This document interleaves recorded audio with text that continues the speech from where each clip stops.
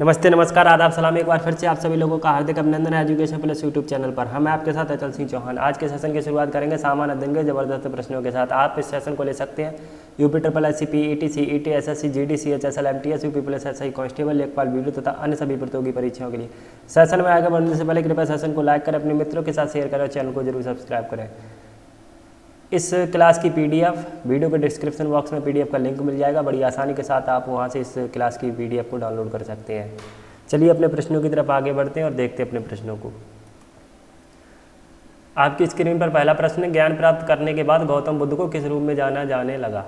ठीक है, यानी ज्ञान प्राप्त करने के बाद गौतम बुद्ध को किस रूप में जाना जाने लगा। Option A Jina, option B Buddha, option C ज्ञान, ऑप्शन डी बोध। ठीक है, तो अगर हम गौतम बुद्ध की बात करें तो गौतम बुद्ध का जो जन्म हुआ था, गौतम बुद्ध का जो जन्म हुआ था वो हुआ था लुम्बिनी में। कहाँ हुआ था? लुम्बिनी में। कहाँ हुआ था? लुम्बिनी। गौतम बुद्ध का जन्म जो हुआ था वो लुम्बिनी में हुआ था और 563 ईसा पूर्व। कब हुआ था? 563। गौतम बुद्ध का जन्म लुम्बिनी में हुआ था 563 ईसा पूर्व में। ठीक है, अगर हम गौतम बुद्ध की बात करें तो गौतम बुद्ध ने बिहार के बोधगया में, बिहार के बोधगया, बिहार के बोधगया में महाबोधि वृक्ष के नीचे, किसके? महाबोधि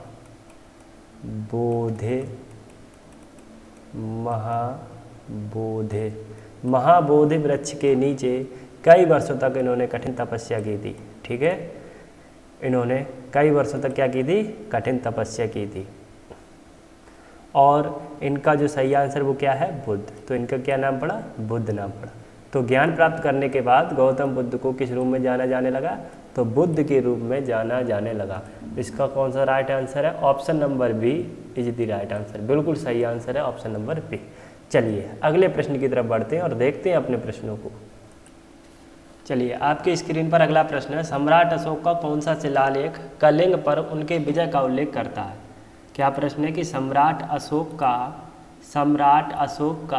कौन सा शिलालेख कलिंग पर उनके विजय का उल्लेख करता है। ऑप्शन ए प्रथम, ऑप्शन बी चतुर्थ, ऑप्शन सी 10वें, ऑप्शन डी 13वें। ठीक है, यानी सम्राट अशोक का कौन सा शिलालेख है जो कलिंग पर उनके विजय का उल्लेख करता है। अगर हम सम्राट अशोक की बात करें तो सम्राट अशोक के द्वारा कुल 14 अभिलेख प्राप्त हुए हैं। कितने अभिलेख? 14। कुल 14 अभिलेख सम्राट अशोक के द्वारा प्राप्त हुए। कितने? 14। ठीक है, जिसमें से जो 13वां अभिलेख है वो सबसे बड़ा माना जाता है। कौन सा? 13वां। जो 13वां अभिलेख है वो सम्राट अशोक द्वारा सबसे बड़ा अभिलेख माना जाता है। क्या माना जाता है? सबसे बड़ा अभिलेख। ठीक, सबसे बड़ा अभिलेख कौन सा माना जाता है? 13वां जो अभिलेख है वो सबसे बड़ा अभिलेख माना जाता है। ठीक है, अगर हम 13वें अभिलेख में बात करें तो इसी में सम्राट अशोक द्वारा कलिंग पर उनके विजय का उल्लेख मिलता है। किसमें? 13वें में। किसे? तो 13वें में। ठीक है, यानी 13वें शिलालेख में ही अशोक द्वारा उनके विजय का उल्लेख मिलता है। किनके? अशोक के। ठीक है, क्लियर है? चलिए, तो इसका सही आंसर क्या है? ऑप्शन डी 13वें। तो सम्राट अशोक का कौन सा शिलालेख कलिंग पर उनके विजय का उल्लेख करता है? तो 13वां जो शिलालेख है वो कलिंग पर अशोक के विजय का उल्लेख करता है। चलिए अगले प्रश्न की तरफ बढ़ते हैं और देखते हैं अपना अगला प्रश्न। चलिए अगला प्रश्न आपकी स्क्रीन पर, हड़प्पा सभ्यता के एक हिस्से लोथल की खुदाई की खोज किसने की थी। क्या है प्रश्न? प्रश्न आपकी स्क्रीन पर, हड़प्पा सभ्यता के एक हिस्से लोथल की खुदाई की खोज किसने की थी। ठीक है, किसने की थी? Option A Dayaram Sahni, option B Rakhaldas Banerjee, option C SR Rao, option D RS Bisht. ठीक है, अगर हम बात करें लोथल की खोज जो हुई थी वो 1957 में हुई थी। लोथल की खोज कब हुई थी? 1957। कब हुई थी? 1957। कब हुई थी? 1957। लोथल की खोज कब हुई थी?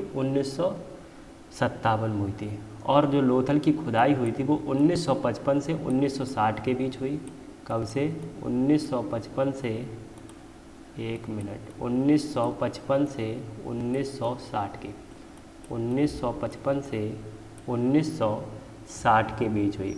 और ये भारतीय पुरातत्व सर्वेक्षण विभाग के द्वारा हुई। ठीक है, किसके? भारतीय पुरातत्व सर्वेक्षण विभाग, भारतीय पुरातत्व सर्वेक्षण विभाग।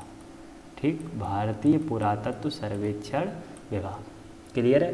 किसके द्वारा? भारतीय पुरातत्व सर्वेक्षण विभाग के द्वारा हुई।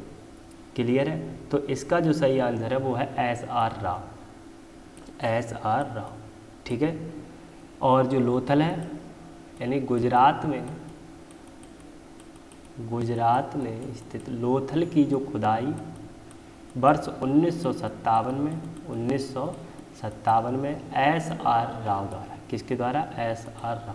तो इसका सही आंसर क्या है? SR राव। क्लियर? चलिए अगले प्रश्न की तरफ बढ़ते हैं और देखते हैं अपने अगले प्रश्न को। चलिए अगला प्रश्न आपकी स्क्रीन पर, महाभारत में वर्णित कुरुक्षेत्र की लड़ाई कितने दिनों तक लड़ी गई थी? ठीक है, क्या है प्रश्न? महाभारत में वर्णित कुरुक्षेत्र की लड़ाई कितने दिनों तक लड़ी गई थी? ऑप्शन ए 16 दिन, ऑप्शन बी 18 दिन, ऑप्शन सी 20 दिन, ऑप्शन डी 24 दिन। ठीक है, महाभारत में वर्णित जो कुरुक्षेत्र की लड़ाई है वो 18 दिनों तक लड़ी गई थी। कितने दिनों तक? 18 दिनों तक। कितने दिनों तक? 18 दिनों तक लड़ी गई थी। ठीक है, और जो युद्ध हुआ था वो हस्तिनापुर के सिंहासन के लिए हुआ था। किसके लिए? हस्तिनापुर के सिंहासन के लिए। हस्तिनापुर के किसके लिए? सिंहासन यानी राजगद्दी। ठीक है, सिंहासन के लिए हुआ था। और ये जो युद्ध हुआ था वो हुआ था कौरव और पांडव नामक चचेरे भाइयों के बीच। कौरव और पांडव, ये कौन थे? चचेरे भाई। ये कौन थे? ये थे चचेरे भाई। ठीक, तो महाभारत में वर्णित कुरुक्षेत्र की लड़ाई कितने दिनों तक लड़ी गई थी? तो ये लड़ी गई थी 18 दिनों तक। इसका ऑप्शन नंबर बी बिल्कुल सही है। ठीक है, चलिए अगले प्रश्न की तरफ बढ़ते हैं और देखते हैं अगला प्रश्न। चलिए अगला प्रश्न आपकी स्क्रीन पर, कनिष्क प्रथम के शासनकाल में कौन सा प्रसिद्ध आयुर्वेद विद्वान रहता था? क्या प्रश्न है कि कनिष्क प्रथम के शासनकाल में कौन सा प्रसिद्ध आयुर्वेद विद्वान रहता था? Option A Parashar, option B Sushruta, option C Charaka, option D Dhanvantari. ठीक है, अगर हम बात करें इसकी तो इसका सही आंसर है चरक। क्या है सही आंसर? चरक। ठीक, चरक एक क्या था? आयुर्वेद विद्वान था। क्या था? आयुर्वेद विद्वान। ठीक, आयुर्वेद विद्वान। ठीक, चरक जो था वो एक आयुर्वेद विद्वान था। ठीक है, ये कुषाण राज्य के राजवैद्य थे। किसके? कुषाण राज्य के राजवैद्य। किसके? कुषाण राज्य के राजवैद्य। कुषाण राज्य के राजवैद्य। ठीक है, क्लियर?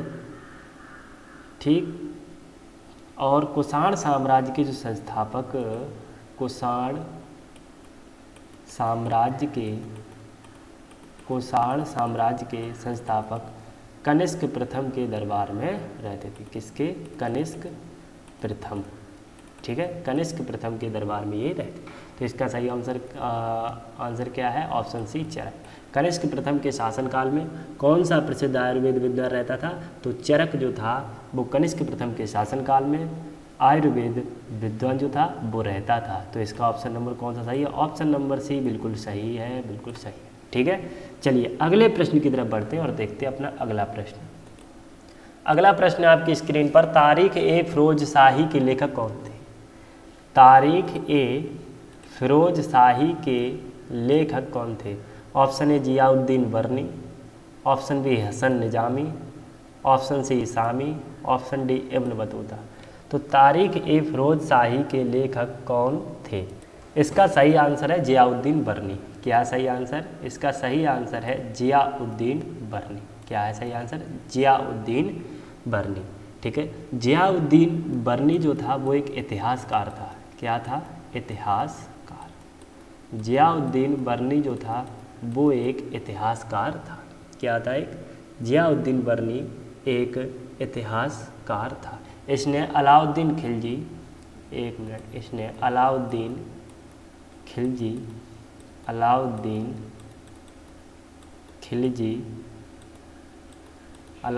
खिलजी, ठीक है, मोहम्मद बिन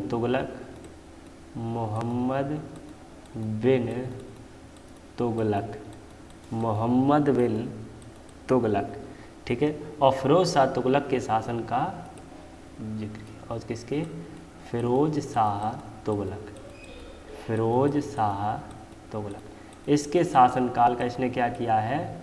फिरोज शाह तुगलक के शासनकाल का, इन तीनों के शासनकाल का क्या किया है? शासनकाल का क्या किया है? जिक्र किया है। क्लियर? क्या किया है? जिक्र किया। ठीक है। जियाउद्दीन बर्नी जो था वो एक इतिहासकार था। ठीक है, जियाउद्दीन बर्नी जो था वो एक इतिहासकार था और इसने मोहम्मद बिन तुगलक, अलाउद्दीन खिलजी और फिरोज शाह तुगलक के शासनकाल का क्या किया है? इसने जिक्र किया है। ठीक है। इसकी अगर प्रसिद्ध कृति की बात करें, इसकी अगर किसकी बात करें? प्रसिद्ध कृति की बात करें तो यही है तारीख़-ए-फ़िरोज़शाही। क्या है? तारीख़-ए-फ़िरोज़शाही, जिसमें क्या किया? जिसमें अलाउद्दीन खिलजी की आर्थिक नीति की व्यापक जानकारी इसने दी है। क्या दी है? अलाउद्दीन खिलजी की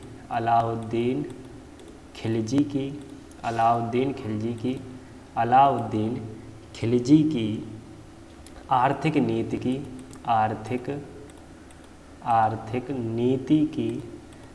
नीति की व्यापक जानकारी दी है। ठीक है, क्लियर? तो इसका सही आंसर क्या है? जियाउद्दीन बर्नी, यानी ऑप्शन नंबर ए बिल्कुल इसका सही आंसर है। क्लियर? चलिए अगले प्रश्न की तरफ बढ़ते हैं। अगर आपने अब तक इस वीडियो को लाइक नहीं किया है तो कृपया वीडियो को लाइक करें, अपने मित्रों के साथ जरूर शेयर करें और चैनल को तो अवश्य सब्सक्राइब करें। चलिए अगले प्रश्न की तरफ बढ़ते हैं। चलिए अगला प्रश्न आपकी स्क्रीन पर, निम्न में से किसने 1857 के सिपाही विद्रोह को विद्रोह नहीं कहा है? क्या प्रश्न है कि निम्न में से किसने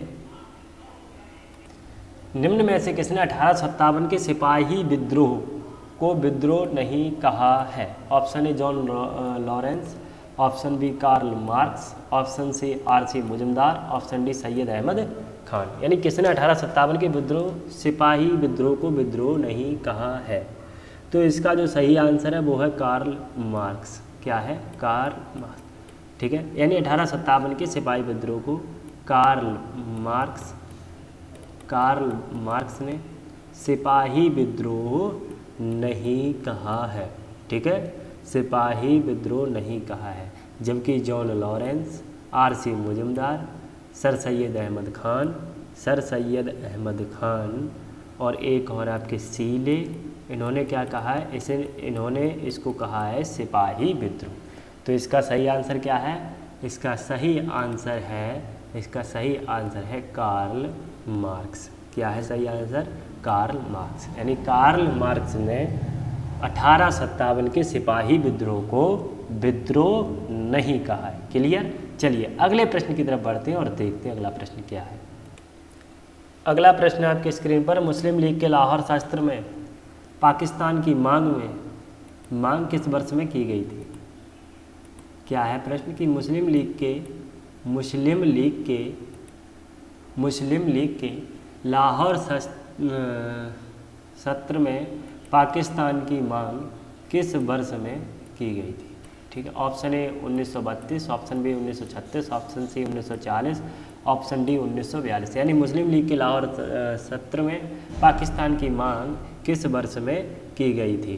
तो अगर हम बात करें, देखो 24 मार्च 1940 में, कब? 24 मार्च 1940 में मुस्लिम लीग के लाहौर अधिवेशन में, किसमें? मुस्लिम लीग के लाहौर अधिवेशन में, मुस्लिम लीग के लाहौर अधिवेशन में मोहम्मद अली ने अध्यक्षता करते हुए, किसने? मोहम्मद अली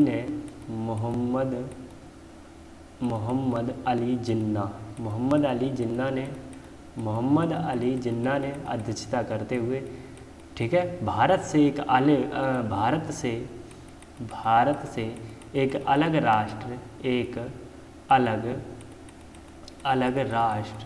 अलग राष्ट्र पाकिस्तान की मांग की थी। ठीक है, पाकिस्तान की क्या की थी, मांग की थी।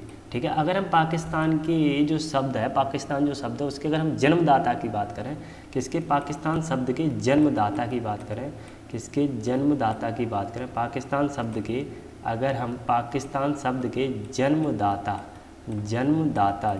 की बात करें तो चौधरी रहमत अली। कौन, चौधरी रहमत अली। ठीक, कौन, चौधरी रहमत अली। मुस्लिम लीग के लाहौर सत्र में पाकिस्तान की मांग कब की गई थी, 24 मार्च 1940 में की गई थी। कब की गई थी, 24 मार्च 1940 में की गई थी। और जो मुस्लिम लीग का जो लाहौर अधिवेशन हुआ था उसमें अध्यक्षता किसने की थी, तो मोहम्मद अली जिन्ना ने इसकी अध्यक्षता की थी। और इन्होंने क्या किया था कि भारत से अलग एक मुस्लिम राष्ट्र पाकिस्तान की मांग की थी। और जो पाकिस्तान है वो उसका जो पाकिस्तान शब्द है उसके अगर हम जन्मदाता की बात करें तो कौन है, चौधरी रहमत अली। कौन है, चौधरी रहमत अली। क्लियर है। तो इसका सही आंसर क्या है, तो इसका सही आंसर बिल्कुल सही, इसका सही आंसर है 1940। क्या है, 1940। चलिए अगले प्रश्न की तरफ बढ़ते हैं और देखते हैं अगला प्रश्न क्या है। चलिए अगला प्रश्न आपकी स्क्रीन पर, भारत में वंदे मातरम पत्रिका की स्थापना किसने की थी। भारत में वंदे मातरम पत्रिका की स्थापना किसने की थी। ऑप्शन ए Ganesh Shankar Vidyarthi, option B Ramananda Chatterjee, option C Aurobindo Ghosh, option D Bipin Chandra Pal. यानी भारत में वंदे मातरम पत्रिका की स्थापना किसने की थी। ठीक है, भारत में वंदे मातरम पत्रिका की जो स्थापना थी वो 1905 में अरविंद घोष द्वारा की गई थी। अरविंद घोष। ठीक, किसके, अरविंद घोष के द्वारा की गई थी। ठीक है, यह जो पहली बार प्रकाशित हुआ था, अच्छा यह पहली बार प्रकाशित कब हुआ, यह पहली बार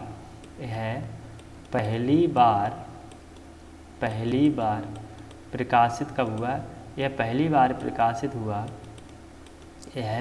कब प्रकाशित हुआ, तो यह पहली बार प्रकाशित हुआ 6 अगस्त 1906 को। 6 अगस्त 1906 को।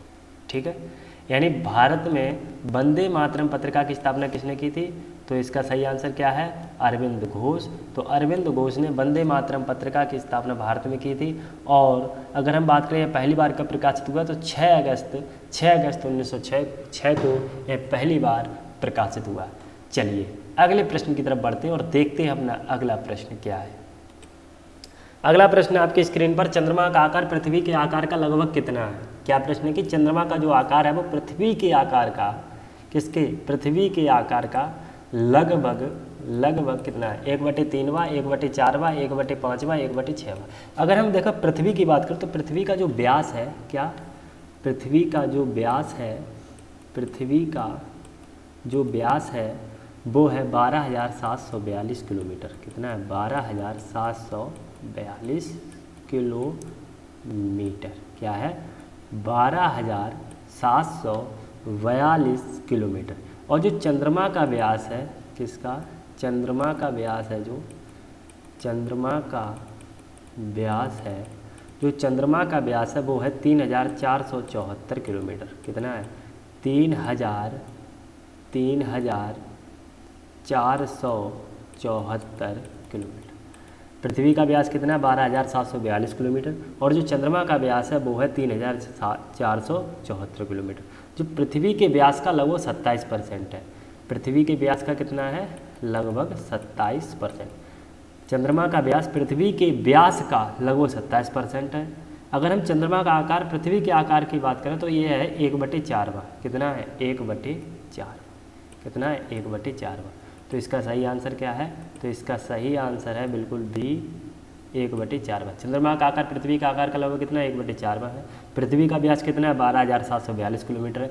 चंद्रमा का व्यास कितना है, 3,474 किलोमीटर है। पृथ्वी के व्यास का चंद्रमा का व्यास लगभग कितना है, यानी जो चंद्रमा का व्यास है पृथ्वी के व्यास का कितना है, 27% है। और चंद्रमा का आकार पृथ्वी के आकार का कितना है, तो 1/4वां है। क्लियर। चलिए अगले प्रश्न की तरफ बढ़ते हैं, देखते जानते हैं और समझते हैं अगले प्रश्न को। अगला प्रश्न आपकी स्क्रीन पर, रोहतांग दर्रा भारत के किस राज्य में स्थित है? जो रोहतांग दर्रा है वो भारत के किस राज्य में स्थित है? Option A Himachal Pradesh, option B Delhi, option C Sikkim, option D Uttarakhand.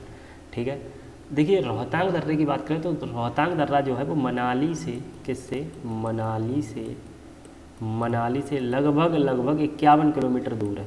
कितना? 51 किलोमीटर दूर।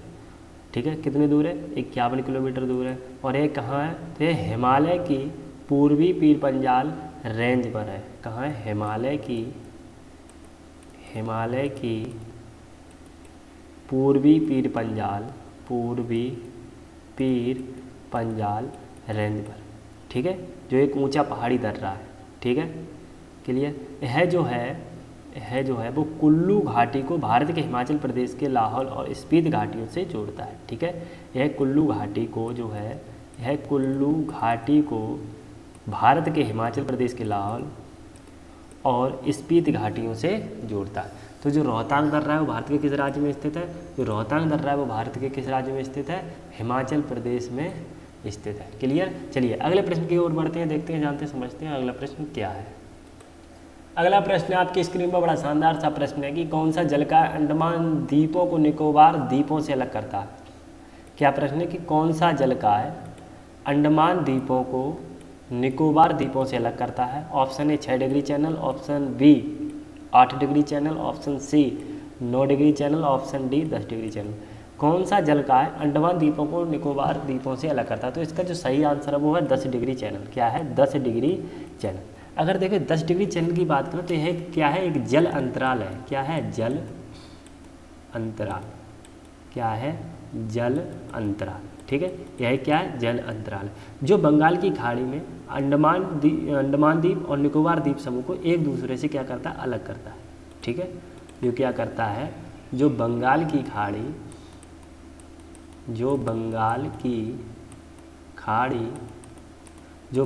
खाड़ी में अंडमान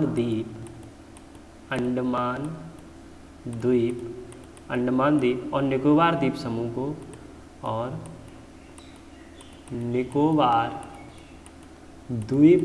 को एक दूसरे से क्या करता है? अलग करता है। क्या करता है? अलग। ठीक, एक दूसरे से अलग करता है। इसलिए इसे क्या नाम दिया गया है? 10 डिग्री चैनल। ठीक है, इसलिए इसे क्या दिया गया है? 10 डिग्री चैनल नाम दिया गया है। यह भूमध्य रेखा के उत्तर में अक्षांश की 10 डिग्री रेखा पर स्थित है। ठीक है, यह जो है वो भूमध्य रेखा के उत्तर में अक्षांश की 10 डिग्री रेखा पर स्थित है। किस पर? 10 डिग्री रेखा पर। तो कौन सा जल का है अंडमान द्वीपों को निकोबार द्वीपों से अलग करता है? तो 10 डिग्री चैनल जो है वो अंडमान द्वीपों को निकोबार द्वीपों से अलग करता है। ऑप्शन नंबर डी बिल्कुल सही आंसर है। चलिए अगले प्रश्न की ओर बढ़ते हैं और देखते हैं हमारा अगला प्रश्न क्या है। अगला प्रश्न है एक और शानदार सा प्रश्न है, पटाखा किस देश की मुद्रा है? कौन सी? पटाखा। जो पटाखा है वो किस देश की मुद्रा है? जैसे भारत की मुद्रा रुपया है, बांग्लादेश की मुद्रा टका है, वैसे ही पटाखा जो है वो किस देश की मुद्रा है? Option A Panama, option B Laos, option C Macau, option D Mexico. ठीक, पटाखा जो है वो किस देश की मुद्रा है? अगर हम पनामा बात करें, पनामा किसकी मुद्रा? तो ये संयुक्त राज्य अमेरिकी डॉलर। ठीक है, क्लियर? किसकी? संयुक्त राज्य अमेरिकी डॉलर। लाओस लाओस क्या है? लाओ केप। क्या है? लाओ केप। मकाऊ हाँ मकाऊ किसकी है? मकाऊ की। किसकी है? मकाऊ की। ठीक है, तो जो पटाखा वो किस देश की मुद्रा है? तो मकाऊ की। और मैक्सिको, तो मैक्सिको पैसो। मैक्सिको की क्या है? मैक्सिको की क्या है? तो मैक्सिको की है मैक्सिकन पैसो। क्या है? मैक्सिकन पैसो। ठीक, क्या है? मैक्सिकन पैसो। पटाखा किस देश की मुद्रा है? तो जो पटाखा है वो मकाऊ की मुद्रा है। किस देश की मुद्रा है? मकाऊ की। क्लियर है? चलिए अगले प्रश्न की ओर बढ़ते हैं और देखते हैं अगला प्रश्न क्या है। अगला प्रश्न है आपकी स्क्रीन पर, भारत में दुनिया की कुल आबादी का लगभग कितने % है? सिंपल सा प्रश्न है कि भारत में दुनिया की कुल आबादी का लगभग कितने % है? अगर हम बात करें भारत की जनगणना, तो 2011 की जो जनगणना हुई थी उनके अंतिम आंकड़े जो आए थे उसमें भारत की कुल जनसंख्या जो थी वो 121 करोड़ थी। कितनी थी? 121 करोड़। ठीक, यानी भारत में जो जनगणना हुई थी 2011 में, उसके बाद जो अंतिम आंकड़े आए थे उसमें भारत की जो कुल जनसंख्या थी वो 121 करोड़ थी। उसके अनुसार भारत में दुनिया की कुल आबादी का लगभग 17.5%, कितना 17.5% है। तो इसका सही आंसर क्या है 17.5%, यानी 17.5%। क्लियर। चलिए अगले प्रश्न की तरफ बढ़ते हैं। अगला और अंतिम प्रश्न आपकी स्क्रीन पर है। नीलम संजीव रेड्डी भारत के कौन से राष्ट्रपति थे? नीलम संजीव रेड्डी भारत के कौन से राष्ट्रपति थे? ऑप्शन ए 5वें, ऑप्शन बी 6वें, ऑप्शन सी 7वें, ऑप्शन डी 8वें। अगर हम नीलम संजीव रेड्डी की बात करें तो नीलम संजीव रेड्डी का जो जन्म हुआ था वो 13 मई 1913 को हुआ था। कब हुआ था? 13 मई 1913 को। ठीक, 13 मई 1913 को हुआ था और ये भारत के 6वें राष्ट्रपति थे। कौन से थे? 6वें राष्ट्रपति थे। अगर हम इनके कार्यकाल की बात करें तो इनका कार्यकाल 25 जुलाई 1977 से, कब से? 25 जुलाई 1977 से और 25 जुलाई 1982 तक रहा। कब तक रहा? 25 जुलाई 1982। 25 जुलाई 1977 से 25 जुलाई 1982 तक रहा। ठीक है, यह भारत के पहले गैर कांग्रेसी राष्ट्रपति थे। क्या थे? भारत के पहले गैर कांग्रेसी राष्ट्रपति। क्या थे? भारत के पहले गैर कांग्रेसी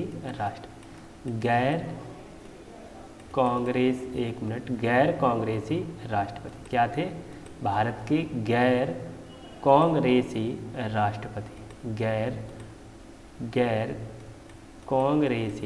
राष्ट्रपति। ठीक, तो नीलम संजीव रेड्डी भारत के कौन से राष्ट्रपति थे? जो 6वें राष्ट्रपति थे। कौन से राष्ट्रपति थे? तो भारत के 6वें राष्ट्रपति थे। ठीक है, चलिए आज के लिए बस इतना ही। आपने हमारा साथ दिया, इसके लिए आपका बहुत बहुत धन्यवाद। और आप इस क्लास की PDF डाउनलोड कर लेना। वीडियो के डिस्क्रिप्शन बॉक्स में लिंक है, वहाँ से बड़ी आसानी के साथ आप इसको डाउनलोड कर सकते हैं। आपने हमारा साथ दिया, इसके लिए आपका बहुत बहुत धन्यवाद। आप अपना ख्याल रखिएगा। मिलते हैं अगली क्लास में, तब तक के लिए हमें दीजिए इजाज़त। अपना रखिए ख्याल। नमस्कार, जय हिंद, जय भारत।